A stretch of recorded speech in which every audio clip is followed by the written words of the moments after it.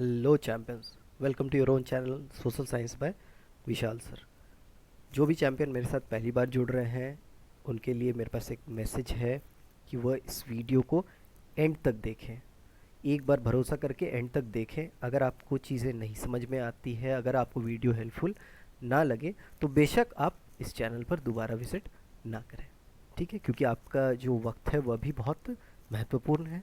ठीक है, चलिए शुरू करते हैं। हम लोगों ने लास्ट क्लास में पढ़ा था फैक्टर्स ऑफ प्रोडक्शन के बारे में, जहाँ पर हम लोगों ने जाना था कि जब हम लोग कंबाइन कर लेते हैं, जब हम लोग कम्बिनेशन बना लेते हैं land, labour, physical and human capital का, तब जा कर के कोई भी प्रोडक्शन जो है वह एक तरह से कहा जाए तो इम्प्लीमेंट हो सकता है, या कोई भी प्रोडक्शन का प्रोसेस जो है उसको हम लोग क्या कर सकते हैं, कैरी आउट कर सकते हैं। ठीक, आज हम लोग पढ़ेंगे फार्मिंग इन पालमपुर, जहाँ पर हम लोग बहुत सारे क्वेश्चंस के आंसर्स को खोजने का प्रयास करेंगे। हो सकता है कुछ क्वेश्चंस आपके भी मन में हो, तो आप वीडियो को जब एंड तक देखेंगे तो आपको वह सारे क्वेश्चंस जो हैं, जो अनआंसर्ड हैं, वह उनके जवाब भी मिलने के बहुत ज़्यादा पॉसिबिलिटीज़ रहते हैं। ठीक है, हम लोग कैसे क्वेश्चंस जानेंगे उनको पहले जान लेते हैं कि क्या यह संभव है, क्या इज़ इट पॉसिबल कि एक ही लैंड से ज़्यादा प्रोडक्शन किया जा सकता है, क्या ऐसी चीज़ें पॉसिबल है।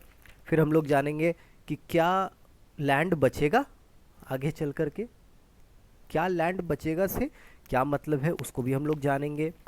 फिर हम लोग जानेंगे कि कैसे जो है वह लैंड डिस्ट्रीब्यूटेड है, मतलब जो फार्मर्स हैं पालमपुर के, उनके बीच में जो लैंड का डिस्ट्रीब्यूशन हुआ है वह किस प्रकार से हुआ है, इन द सेम प्रोपोर्शन हुआ है या डिसप्रोपोर्शनेटली हुआ है। इन सारी चीज़ों को जानेंगे। फिर हम लोग समझेंगे कि लेबर कहाँ से आएगा, और भी ऐसे बहुत सारे जो इम्पोर्टेंट क्वेश्चंस हैं जिन पे आपको बहुत प्रोडक्शन से रिलेटेड जो कॉन्सेप्ट्स हैं उनकी क्लैरिटी होगी। इन सारे सवालों का जवाब हम लोग आज खोजने की कोशिश करेंगे। ठीक है, तो चलिए शुरू करते हैं।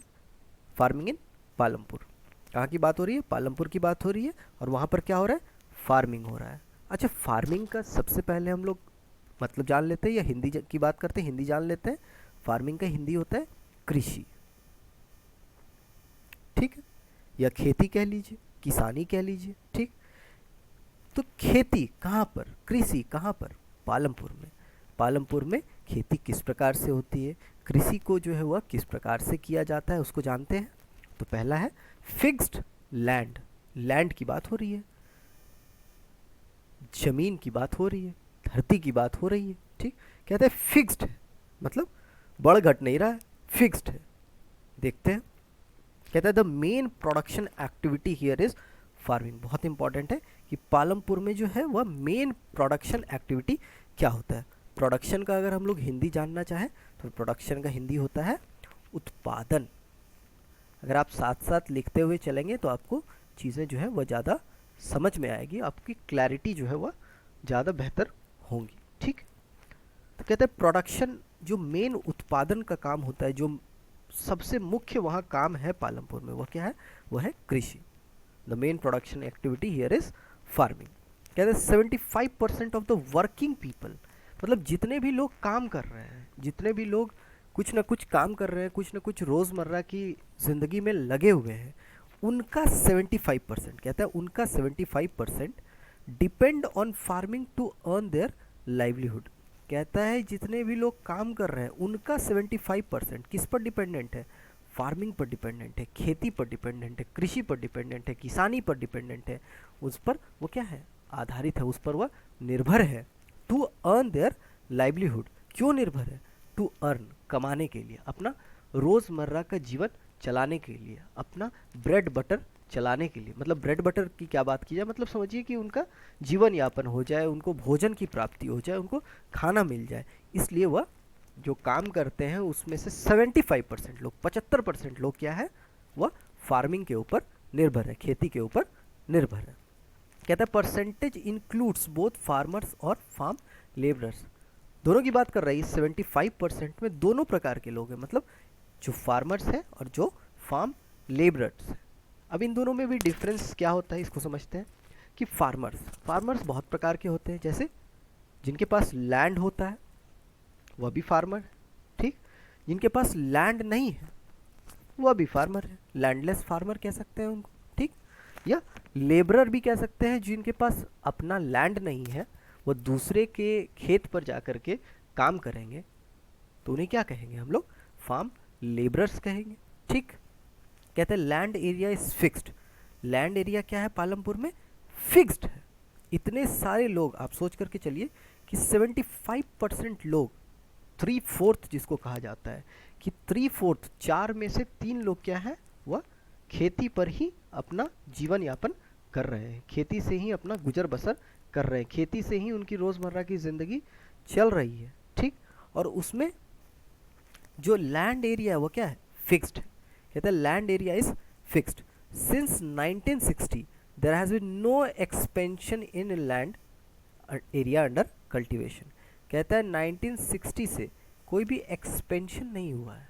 मतलब ऐसा नहीं है कि लैंड को कुछ एक्सपेंशन मिल गया हो, लैंड कहीं पर बढ़ा दिया गया हो। ठीक, सिर्फ हुआ क्या है, कहते हैं कि वहाँ पर जो वेस्ट लैंड्स थे, अब वेस्ट लैंड्स का आप लोग हिंदी लिख लीजिए, वेस्ट लैंड्स का, वेस्ट लैंड्स का हिंदी होता है बंजर।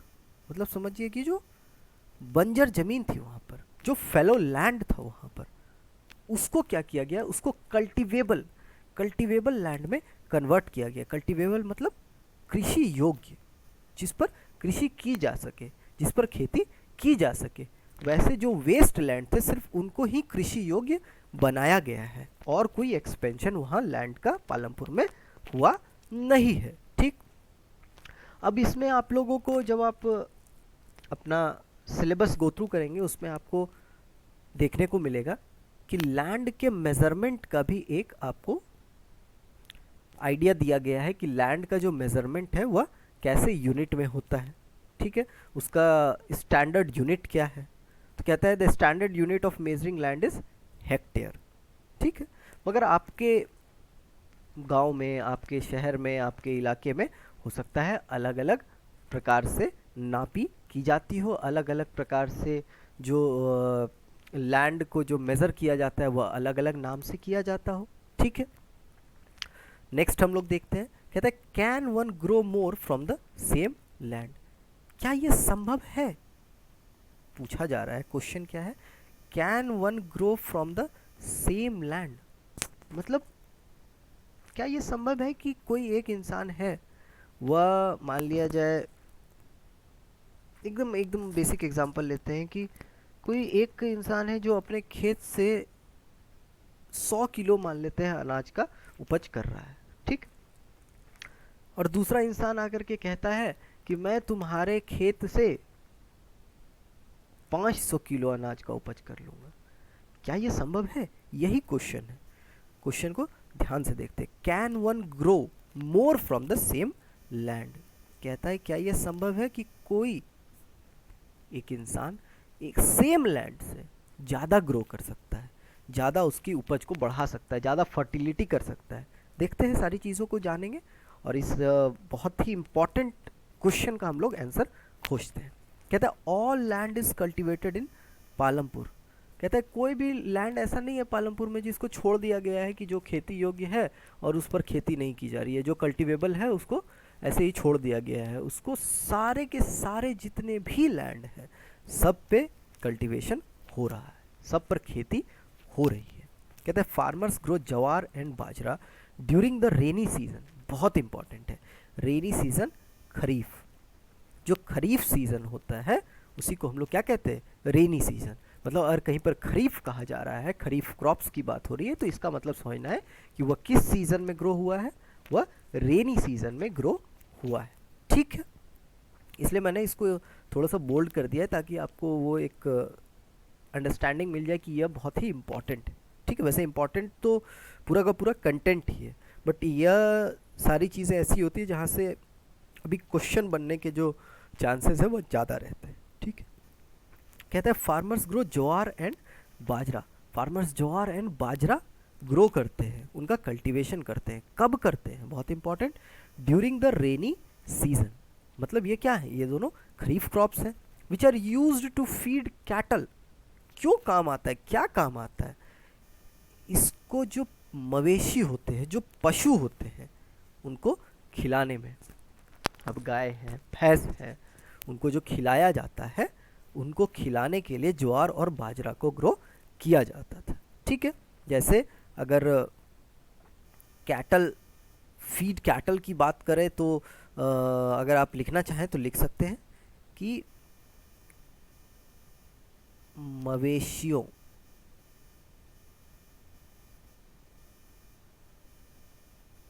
का चारा। ठीक है, मवेशियों का चारा, मवेशियों को खिलाने के लिए, पशुओं को खिलाने के लिए ज्वार और बाजरा को ग्रो किया जाता है। कब किया जाता है? During the rainy season, kharif. कहता है then takes place cultivation of potato between October and December. कहता है उसके बाद कल्टीवेशन ऑफ पोटैटो होता है, उसके बाद आलू की खेती होती है। कब? In the season October and December. ठीक है, मतलब समझिए कि जब ठंड का वक्त रहता है, अगर पालमपुर के कॉन्टेक्स्ट में बात करें तो। ठीक है, तो पहले क्या हुआ? ज्वार और बाजरा की खेती की गई, ठीक है, रेनी सीजन में। उसके बाद फिर पोटैटो की गई। कब? During the month of October and December. कहते हैं fields are sown with wheat in the winter season, rabi. अब विंटर सीजन की अगर बात करें, प्रॉपर अगर विंटर सीजन की सिर्फ बात करें तो उस वक्त कौन से क्रॉप को ग्रो किया जाता है? रबी क्रॉप्स। ठीक है, बहुत इंपॉर्टेंट है। कहता है कि प्रॉपर विंटर सीजन में फिर फील्ड की जो मतलब जो खेती की जाती है, जो क्रॉप को बोया जाता है, जो बीज बोया जाता है, वो किस चीज़ का होता है? वह वीट के लिए होता है, वह गेहूं के लिए होता है। मतलब गेहूं का उपज कब किया जाता है? इन द विंटर सीजन। ठीक है, मतलब अभी हम लोगों ने 3 देख लिया कि ज्वार, बाजरा, पोटैटो, अब वीट। ठीक, कहते हैं sugar cane cultivation also takes place. कहते हैं बहुत एरिया में क्या होता है? सुगर केन का भी कल्टीवेशन होता है। सुगर केन मतलब गन्ना। कहते हैं jaggery is prepared from sugar cane. अच्छा, जैगरी, जैगरी का हिंदी क्या होता है? चलिए मैं बताता हूँ। गुड़।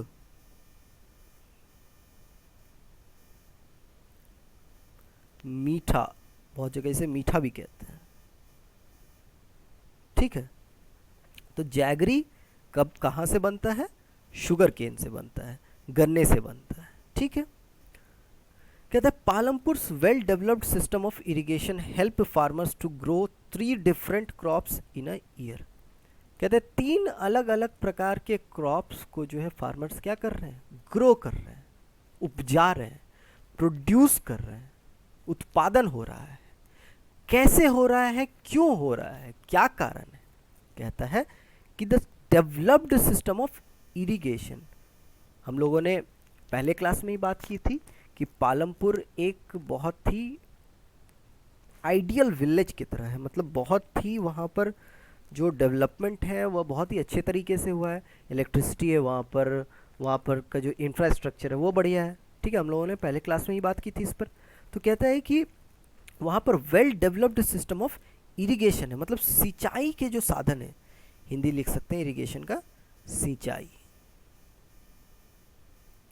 मतलब समझिए पानी जो दिया जाता है वह इतना अच्छा सिस्टम है पालमपुर में।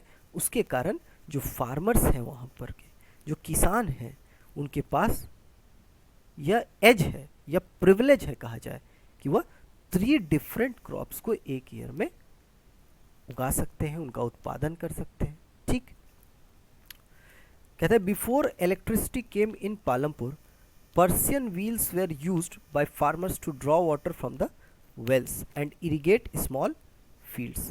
कहता है इलेक्ट्रिसिटी के आने के पहले, मतलब पालमपुर में जब इलेक्ट्रिसिटी नहीं आई थी, तब कौन से उपक्रम, कौन से इंस्ट्रूमेंट का इस्तेमाल किया जाता था? तो पर्सियन व्हील्स, मतलब व्हील से आपको समझ में आया चक्का। कहता है Persian wheels were used by farmers to draw water from the wells. मतलब आप समझेंगे, आपने हो सकता है देखा भी हो, हालांकि अब तो शायद ही कुआं देखने को मिलता है।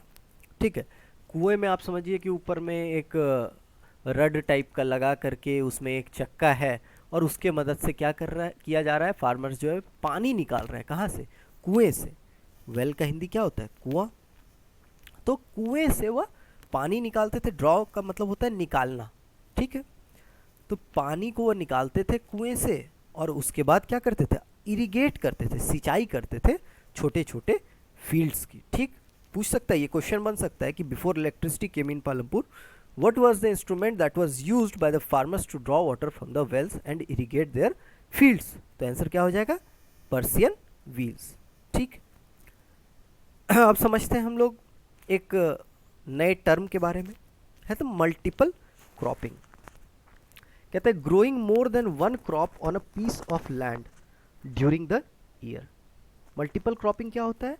Growing more than one crop, मतलब एक क्रॉप से ज़्यादा, एक से ज़्यादा। आप देखिए मल्टीपल मतलब एक होता है तो हम लोग सिंगल बोलते हैं, एक से ज़्यादा हो गया तो हम लोग क्या बोलेंगे? मल्टीपल बोलते हैं, ठीक। तो कहता है growing more than one crop, एक क्रॉप से ज़्यादा अगर कहीं पर ग्रो किया जा रहा है एक साल में, during the year, growing more than one crop on a piece of land, same land पर एक से ज़्यादा क्रॉप का अगर प्रोडक्शन किया जा रहा है, एक से ज़्यादा क्रॉप ग्रो किया जा रहा है पूरे साल में, तो उसको कहा जाता है मल्टीपल क्रॉपिंग, ठीक है। कहता है most common way of increasing production on a given piece of land. कहता है ये मोस्ट कॉमन वे है, सबसे ज़्यादा चलने वाला तरीका है। मतलब ज़्यादातर लोग जो एक लैंड पर एक क्रॉप से ज़्यादा को ग्रो कर रहे हैं, वह इसी को इस्तेमाल करते हुए अपने काम को कर रहे हैं। वो क्या है? Multiple cropping. कहता है the other way of increasing production from the same land is by using modern farming methods for higher yield. कहते हैं एक तो हम लोगों ने कॉमन तरीका देख लिया, एक कॉमन वे हम लोगों को पता चल गया, क्या था वो? Multiple cropping. कहते हैं दूसरा तरीका, the other way of increasing production from the same land, उसी लैंड से, एक ही धरती से, एक ही जमीन से ज़्यादा प्रोडक्शन करने का दूसरा क्या तरीका हो सकता है? Is by using modern farming methods for higher yield. कहते हैं मॉडर्न फार्मिंग मेथड्स को का इस्तेमाल करते हुए हम लोग एक ही लैंड से, मतलब सेम लैंड से जो है क्या कर सकते हैं? प्रोडक्शन को बढ़ा सकते हैं, ठीक है। अब कहता है कि मॉडर्न फार्मिंग मेथड्स क्या क्या होते हैं। तो मॉडर्न फार्मिंग मेथड्स के बारे में हम लोग आगे देखते हैं, उसको समझेंगे, ठीक। अब यील्ड को सबसे पहले हम लोग समझते हैं कि यील्ड क्या होता है। तो yield, crop produced on a given piece of land during a single season. कहता है जो भी क्रॉप प्रोड्यूस होता है एक लैंड पे on a given piece of land during a single season, मतलब अगर खरीफ क्रॉप की बात की जाए, अगर रेनी सीजन की बात की जाए, अगर विंटर सीजन की बात की जाए, तो उस सीजन में जितना प्रोडक्शन हुआ उसको कहा जाता है यील्ड, ठीक। अब हम लोग समझते हैं मॉडर्न फार्मिंग मेथड्स के बारे में। अब मॉडर्न फार्मिंग मेथड्स क्या हो गए? जैसे कुछ अगर प्लॉइंग करना है तो अगर ट्रैक्टर का इस्तेमाल किया जा रहा है, थ्रेशर का इस्तेमाल किया जा रहा है, पेस्टिसाइड्स का इस्तेमाल किया जा रहा है, तो इन सारी चीज़ों को हम लोग कहते हैं मॉडर्न फार्मिंग मेथड। कहते हैं until mid 1960s traditional seeds were used in cultivation which produced relatively low seeds.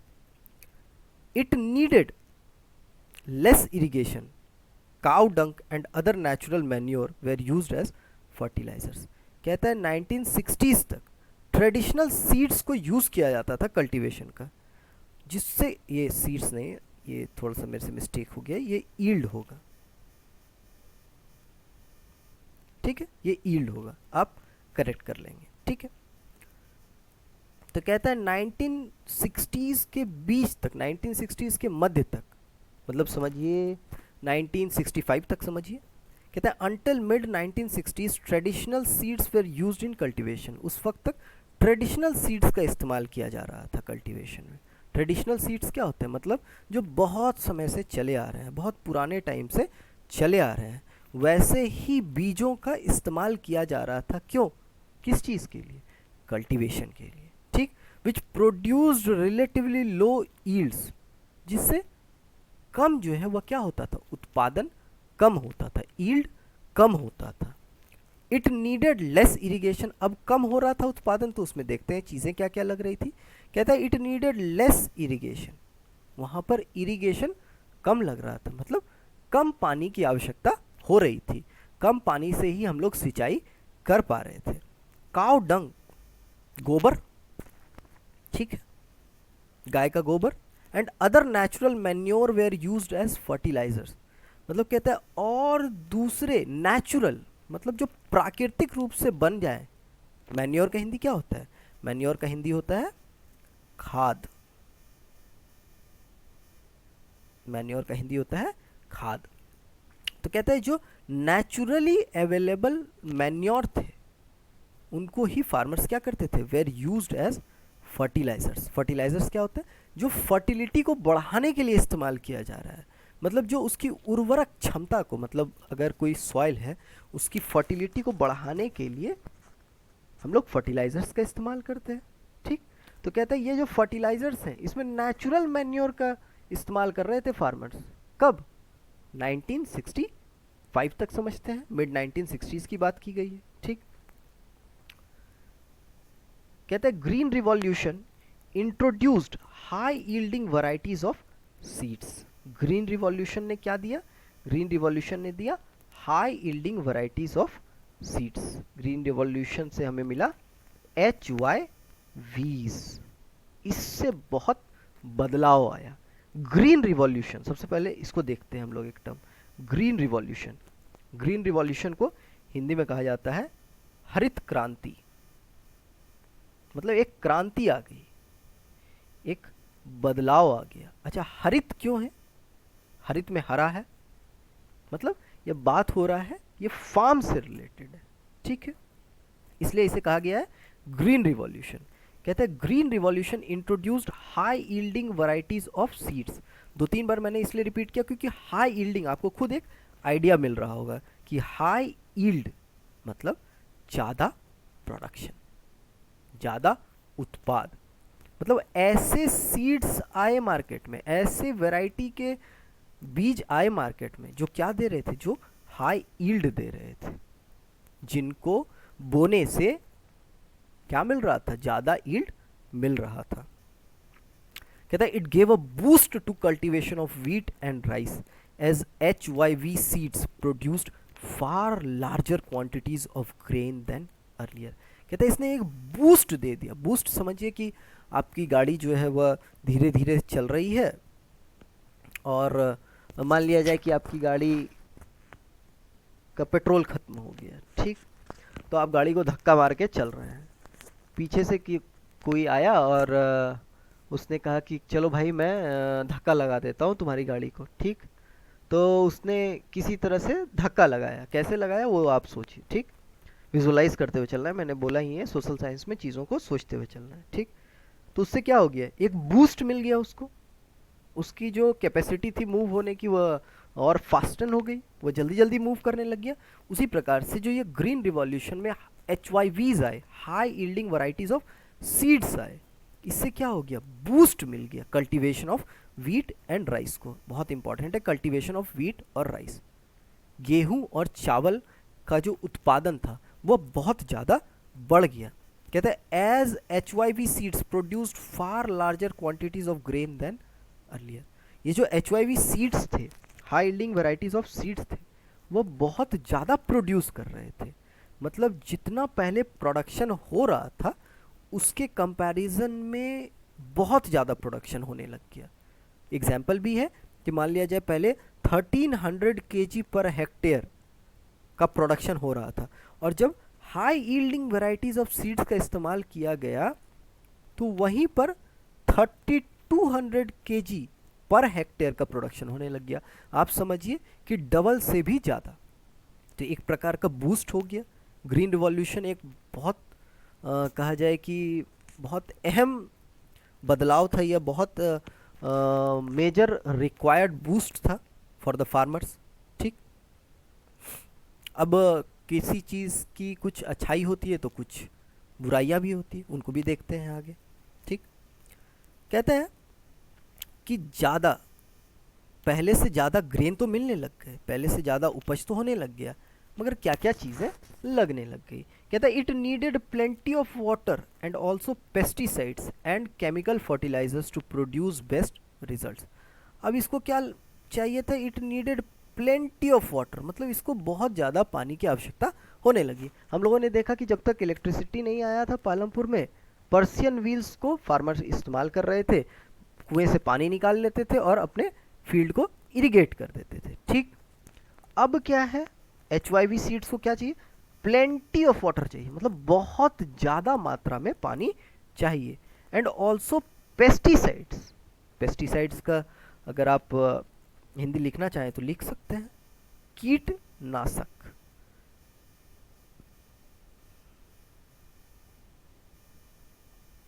कीटनाशक मतलब समझिए कीड़ा को मारने की दवा, क्योंकि खेत में क्या होता है कि जो अनाज है उसमें कीड़ा लग जाता है। ठीक, तो कहता है कि HYV सीड्स को बहुत ज़्यादा पानी चाहिए, बहुत ज़्यादा पेस्टिसाइड्स चाहिए एंड केमिकल फर्टिलाइजर्स। वहाँ पर आप देखिए नेचुरल मैन्योर को एज फर्टिलाइजर्स इस्तेमाल कर रहे थे फार्मर्स, जो उनको बहुत आसानी से मिल जा रहा था अपने गांव में, उनको उसके लिए पैसे खर्च करने की आवश्यकता नहीं थी। बट आप देखिए अब केमिकल फर्टिलाइजर्स की बात हो रही है, पेस्टिसाइड्स की बात हो रही है, बहुत ज़्यादा पानी की आवश्यकता है, तो अब पैसे भी ज़्यादा लगेंगे, स्वाभाविक सी बात है। तभी जा करके क्या होता था, टू प्रोड्यूस बेस्ट रिजल्ट्स, मतलब ये सारी चीज़ें दी जाती थी जब high yielding varieties of seeds को।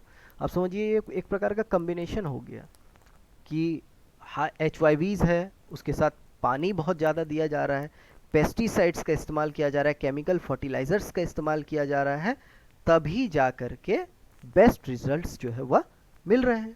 अब आप समझिए केमिकल फर्टिलाइजर्स, केमिकल का इस्तेमाल किया जा रहा है। आप अपने रोज़मर्रा की ज़िंदगी में भी देखते होंगे, डेली लाइफ में भी देखते होंगे कि अगर केमिकल को ओवर यूज़ किया जाता है तो उसके साइड इफ़ेक्ट्स भी होते हैं। तो अगला जो क्वेश्चन है हमारा उसी पर डिपेंडेंट है। कहते हैं विल द लैंड सस्टेन, क्या धरती बचेगी, क्या जमीन बचेगा, देखते हैं।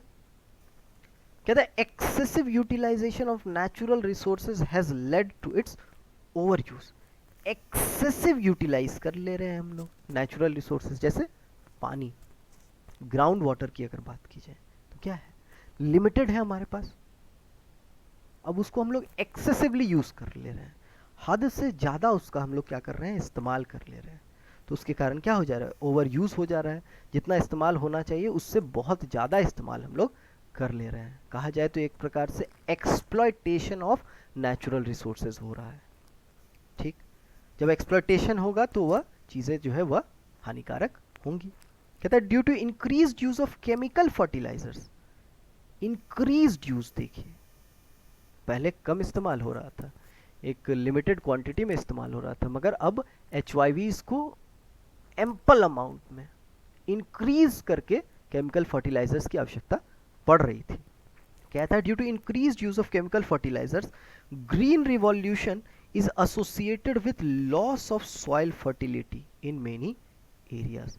कहता है चूंकि इंक्रीज्ड यूज हो रहा था केमिकल फर्टिलाइजर्स को, कब से, जब से ग्रीन रिवॉल्यूशन का इंट्रोडक्शन हुआ, या समझिए कि ग्रीन रिवॉल्यूशन जब से शुरुआत हुई उसका जब से टाइम पीरियड बना, कब, मिड 1960s से। कहता है तब से ग्रीन रिवॉल्यूशन को जोड़ा जाने लग गया कि जब से हरित क्रांति हुई, जब से ग्रीन रिवॉल्यूशन हुआ, क्या हो गया, लॉस ऑफ सॉइल फर्टिलिटी, मतलब जो उर्वरक क्षमता थी, जो मिट्टी में फर्टिलिटी थी, मिट्टी अगर फर्टाइल होगा, when the soil is fertile only then the production of crop is possible। ठीक, तो जब सॉइल फर्टाइल ही नहीं रहेगा तो फिर प्रोडक्शन होगा कैसे, इसलिए कहते हैं ग्रीन रिवॉल्यूशन को एसोसिएट किया जाने लग गया, नाम जोड़ा जाने लग गया कि जब से ग्रीन रिवॉल्यूशन आया तब से क्या हुई, सॉइल जो है वह इनफर्टाइल हो गई, मतलब सॉइल की जो फर्टिलिटी थी वह खो गई। बहुत सारे एरियाज में यह बात को देखने को मिला। कहता है irrigation through the tubewell uses ground water continuously and this has led to the depletion of the water table. जैसा हम लोगों ने पढ़ा कि प्लेंटी ऑफ वाटर चाहिए, बहुत बड़ी मात्रा में क्या चाहिए, पानी चाहिए, बहुत ज़्यादा मात्रा में पानी की आवश्यकता है HYVs को। तो अब उसके लिए कुछ व्यवस्था तो करना पड़ेगा। तो अब ट्यूबवेल से पानी दिया जाने लग गया। पहले क्या था कि कुएं से पानी को खींच लिया जा रहा था, अब ट्यूब लगा करके पानी दिया जाने लग गया, खेतों में इरिगेट किया जाने लग गया फील्ड्स को। तो कहता है irrigation through the tubewell uses ground water. अब पानी आ कहाँ से रहा है, ग्राउंड वाटर से आ रहा है, जो हमारे धरती के नीचे पानी है वही पानी का इस्तेमाल हम लोग कर रहे हैं। उसको बराबर इस्तेमाल जब किया जाने लग गया, कॉन्टिन्यूसली, लगातार, बराबर, बारंबार जब इस्तेमाल किया जाने लग गया, तो उससे क्या हो गया, समझिए कि आप हमारा जो ग्राउंड वाटर है, समझिए एक बाल्टी है उसमें पानी, ठीक।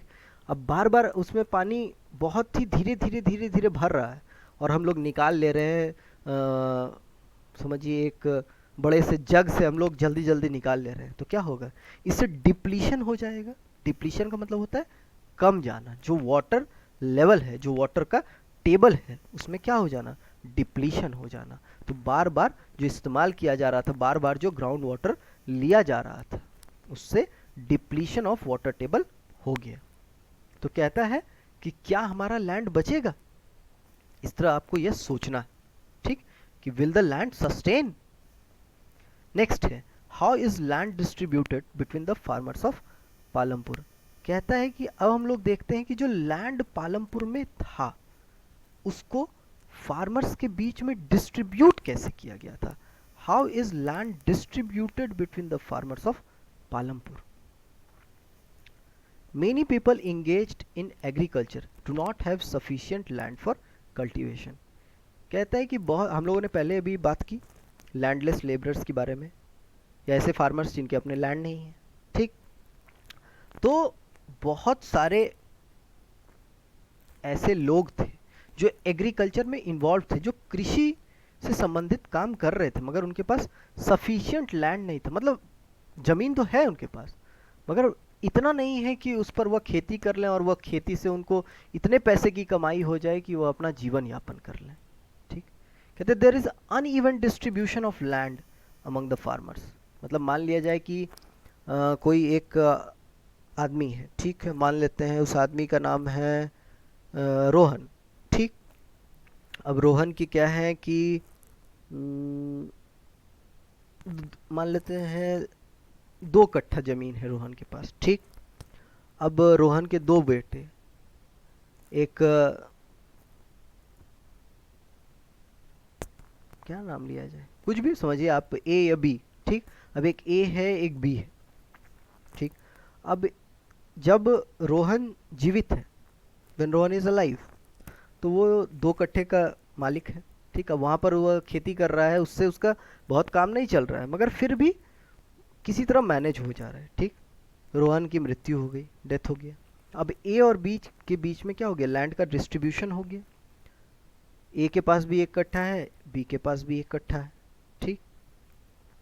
तो अब इससे क्या हो जाएगा कि पहले ही 2 कट्ठे में खेती करना जो है वो बहुत ही प्रोडक्टिव नहीं था, बहुत फ्रूटफुल नहीं था। अब 1-1 कट्ठे में वो लोग खेती कर रहे हैं, उनका कोई फ़ायदा ही नहीं हो रहा है, कोई काम ही नहीं चल रहा है, उससे उनका जीवन यापन ही नहीं हो रहा है। अब एक तरफ तो ऐसे प्रकार के लोग हैं जिनके पास 1-1 कट्ठा है, अब एक तरफ क्या है, बड़े बड़े लोग हैं जिनके पास बीघे बीघे में खेत है। तो एक अनइवन डिस्ट्रीब्यूशन हो गया ना, किसी के पास बहुत कम है, किसी के पास बहुत ज़्यादा है, ठीक। तो इसके कारण जो है एक डिफरेंस क्रिएट हो गया। समझिए कि जो स्मॉल फार्मर्स हैं, जो मीडियम फार्मर्स हैं, जो लार्ज फार्मर्स हैं, उनके बीच में एक गैप क्रिएटेड है। आप देखेंगे भी तो आपके बुक में भी जो है वह ऐसा ऐसा अनइवन डिस्ट्रीब्यूशन का जो है वह एक फ़ोटो दिया हुआ है कि कैसे किसी के पास बहुत ज़्यादा है, किसी के पास बहुत कम है। तो इस कारण से लोगों को जो है वह अपना जीवन जीने में बहुत सारी मुश्किलों का सामना करना पड़ रहा था, उनको दूसरा कोई काम देखना पड़ रहा था। अगर वह खेती से उनके पास समझिए सफिशिएंट पैसा नहीं आ रहा है, तो उनको दूसरा काम तो ऑब्वियस सी बात है कि उनको करना ही पड़ेगा अपने जीवन यापन को करने के लिए, ठीक। अब नेक्स्ट देखते हैं, लैंड की बात हम लोगों ने कर ली। कहते हैं who will provide the labour. Factors of production में हम लोगों ने देखा था लैंड के बाद लेबर। तो कहते हैं लेबर कहाँ से आएगा, लैंड है, मान लेते हैं कि लोगों के पास लैंड है, ठीक। तो अब लेबर कहाँ से आएगा, उस पर काम कौन करेगा। Labour is very necessary factor for production after land. कहता है लेबर क्या है, बहुत नेसेसरी फैक्टर फॉर प्रोडक्शन है। उपज के लिए लेबर का होना लैंड के बाद बहुत ही आवश्यक है। कि अगर आपके पास लैंड है भी, उस पर काम करने वाला ही कोई नहीं है, तो फिर प्रोडक्शन तो अपने आप हो नहीं सकता है, ठीक। कहते हैं large and medium farmers hire farm labourers to work on their fields, whereas स्मॉल फार्मर्स along with their families work on their own fields. कहता है जो लार्ज, जो बड़े बड़े और जो मध्यम वर्गीय फार्मर हैं, वह फार्म लेबरर्स को क्या कर ले रहे थे, हायर कर ले रहे थे, मतलब भाड़े पर ले ले रहे थे, उनको दिहाड़ी दे रहे थे, रोज की मजदूरी दे रहे थे और उनसे अपना फार्म पर काम करवा रहे थे, उनसे खेती का काम करवा रहे थे, ठीक। परंतु जो छोटे फार्मर्स थे, जो स्मॉल फार्मर्स थे, वह क्या कर रहे थे, उनको भी तो हेल्प की आवश्यकता है, उनको भी तो चाहिए कि उनके भी फार्म पर कोई काम कर दे, ठीक। तो वो क्या करते थे, अलोंग विद देयर फैमिलीज, मतलब अपने परिवार के साथ वह खुद ही जो है अपने फील्ड में काम करते थे। तो आप इस चीज़ को समझिए कि जो छोटे फार्मर्स हैं उनको अपने भी फील्ड में काम करना है, और चूंकि उनका जीवन यापन नहीं हो पा रहा है, उनके पास बहुत कम लैंड है, तो उनको दूसरे के फील्ड में भी काम करने के लिए जाना पड़ता था, ठीक।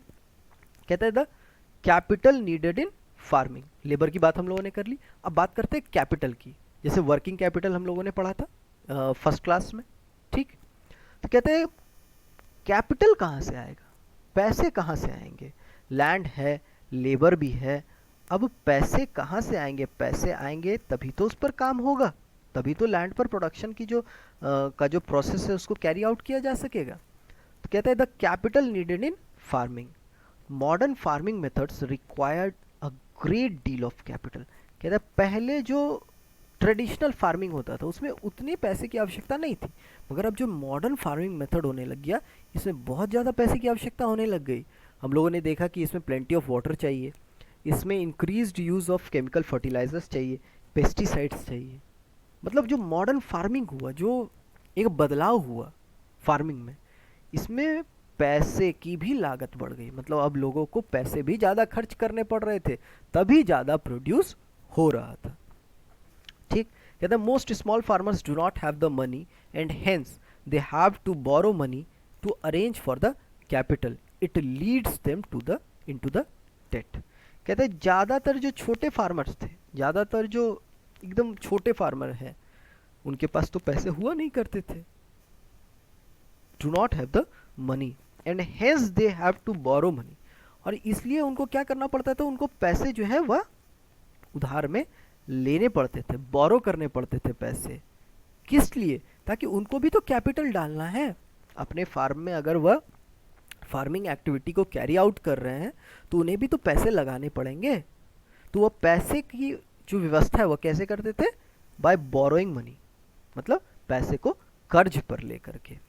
और कर्ज ले लिया उन्होंने तो उससे उनको समस्याएं और बढ़ने लग गई। क्यों, क्योंकि ऐसे ही मान लिया जाए कि खेती हो रही है और खेती में से उनका पूरा भरण पोषण नहीं हो पा रहा है, उनका जो लाइवलीहुड है वो भी ठीक से नहीं चल पा रहा है, और अब क्या है कि अब उनके ऊपर एक एक्स्ट्रा बर्डन भी आ गया कि उनको कर्ज भी चुकाना है।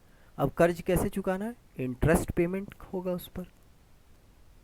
मतलब बहुत तरीके से जो फार्मर्स हैं, जो छोटे फार्मर है, वो बहुत तरीके से परेशान, ठीक। कहते हैं sale of surplus farm products. अच्छा सॉरी, एक पॉइंट हमारा छूट गया ना। कहते हैं medium and large farmer save money from farming and hence are able to arrange for the capital needed further. कहता है जैसी समस्याएं स्मॉल फार्मर्स को थी कि उनको कर्ज लेना पड़ता था, वैसी समस्याएं मीडियम और लार्ज फार्मर्स को नहीं थी। वह क्या करते थे, they used to save money, वह पैसा बचाते थे। जो फार्मिंग से उनको पैसा आता था, जो प्रॉफिट आता था, उसको वो बचाते थे और उसके बाद वह अरेंज कर लेते थे आराम से। उनको जो भी कैपिटल इनपुट देना पड़ता था, जो भी वर्किंग कैपिटल की आवश्यकता पड़ती थी, या जो भी फिक्स्ड कैपिटल वह खरीदना चाहें, जैसे ट्रैक्टर वगैरह खरीद लिए, थ्रेशर खरीद लिए, उनका क्या एक फिक्स्ड कैपिटल है, लंबे टाइम तक रहेगा, ठीक। तो जो भी कैपिटल की आवश्यकता पड़ती थी या मीडियम और लार्ज फार्मर्स उसको आसानी से अवेलेबल करा लेते थे, ठीक। जो समस्याएं थी वह सबसे ज़्यादा किनके साथ थी, स्मॉल फार्मर्स के साथ थी। नेक्स्ट है sale of surplus farm products. कहते हैं ये जो सरप्लस, सरप्लस का मतलब क्या होता है कि जितनी की आवश्यकता है उससे ज़्यादा, मतलब जितनी की आवश्यकता फार्मर्स को हो रही है उससे ज़्यादा वह क्या कर रहे हैं, उपजा रहे हैं। उनका जो उपज है, उनका जो प्रोडक्शन है, उनकी खुद की आवश्यकता से ज़्यादा है। एग्जाम्पल हम लोग वीट का लेते हैं। कहता है small farmers having little production keeps a substantial share for the family and sell the rest. जो छोटे फार्मर है वह क्या करते हैं, उनके पास प्रोडक्शन भी बहुत लिटिल है, बहुत कम अमाउंट में है, एक सब्सटैंशियल शेयर वह रख लेते हैं। सब्सटैंशियल का अगर आप हिंदी लिखना चाहें तो आप लिख सकते हैं संतोषजनक, मतलब जिससे समझिए कि उनका गुजारा बस हो जाए किसी तरह, ठीक। तो एक सब्सटैंशियल शेयर ऑफ वीट को वह रख करके बाकी को वह क्या कर दे रहे हैं, बाकी को वह बेच दे रहे हैं, और एंड सेल द रेस्ट। कहता है medium and small farmers having surplus of wheat production sell it in the market and earn a handsome amount. जो छोटे जो मीडियम और लार्ज फार्मर्स हैं, यहाँ पर भी एक मिस्टेक हो गया है, सॉरी, आज दो मिस्टेक हो गया, मीडियम एंड लार्ज फार्मर्स। कहता है कि जो मध्यम वर्गीय फार्मर है, जो बड़े फार्मर है, जो बड़े खेतिहर हैं, वो क्या कर रहे हैं, उनके पास तो सरप्लस हो रहा है, मतलब उनके पास बहुत ज़्यादा प्रोडक्शन हो रहा है, उनके पास जो वीट का प्रोडक्शन है उनके खुद के इस्तेमाल से बहुत ज़्यादा हो रहा है। तो वह क्या कर रहे हैं, उसको रख करके वह बाकी जितना उनको इस्तेमाल है उसका उन्होंने स्टॉक कर लिया, उसको उन्होंने रख लिया, और बाकी को वह क्या कर दे रहे हैं, बाकी को वह बेच दे रहे हैं, बाकी को वह सेल कर दे रहे हैं इन द मार्केट, ठीक। और उससे क्या हो जा रहा है, उनकी जो एक कमाई है वह भी हो जा रही है, और एक प्रकार से समझिए उनका बिजनेस भी हो जा रहा है, ठीक। तो मतलब हम लोगों को यह जो फार्मिंग है पालमपुर में, इसमें हम लोगों को बहुत सारे क्वेश्चन का जो है वह आंसर मिला, और इसका अगर कहा जाए कि एक पूरा जो निचोड़ है या पूरा हमें जो समझने वाली चीज़ है, तो हम लोगों ने नए नए वर्ड्स को समझा, और इसमें हम लोगों को बहुत सारे क्वेश्चंस के आंसर भी मिले कि लेबर कहाँ से आता है, कहाँ से कौन किस क्लास के फार्मर लेबरर्स को मैनेज करते हैं, लैंड की क्या कंडीशन है, लैंड से कैसे प्रोडक्शन बढ़ाया जा सकता है, इन सारी चीज़ों के बारे में हम लोगों ने जाना और समझा, ठीक है। अगर वीडियो आपको हेल्पफुल लगे तो वीडियो को लाइक करें, शेयर करें और चैनल को सब्सक्राइब करें। Thank you.